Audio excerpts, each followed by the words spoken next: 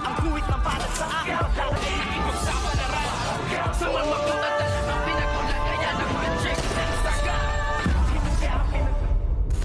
Good morning and welcome sa aking munting channel. Nagtagumpay nga itong si Tanggol kasama ng kanyang mga grupo na maitakas nga sa loob ng piitan ang kanyang mga kaibigan, at dito naman ay hindi nga sila tinulungan ni Marcelo na makipagbakbakan sa mga pulis para daw hindi maidamay si Don Facundo, at sinabi naman ni Madonna na kailangan nilang tulong at kailangan na natin silang tulungan. Ngunit sinabi ni Marcelo na hayaan mo sila, kayang-kaya nila yan.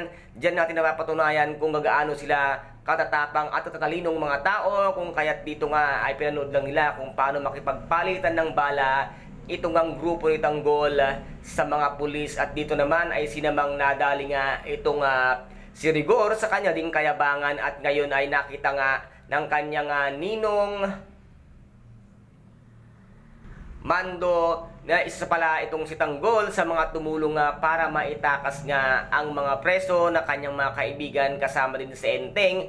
At dito nasabi nga ni Mando na andyan na ang mga pulis. Tanggol, tumakas ka na, tumakbo ka na, at ako na ang bahala sa Tatay Rigor mo. Ako na ang tutulong sa kanya. Kung kaya't dito naman ay naisipan na nga itong si Tanggol na tumakbo at sumakay na nga sa kanilang sasakyan. Kaya dito tuluyan na silang nakatakas dito nga sa mga pulis na wala naman silang nagawa.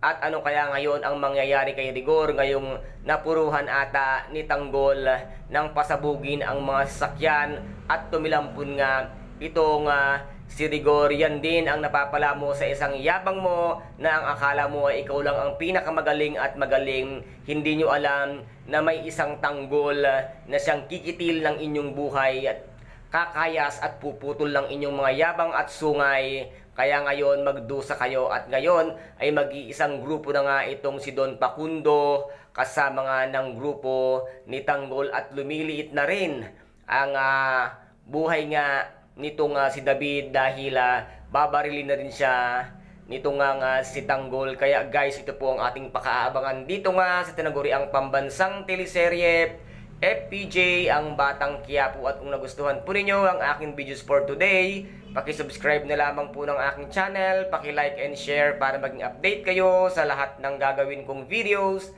Maraming salamat po, ingat, God bless, and bye-bye!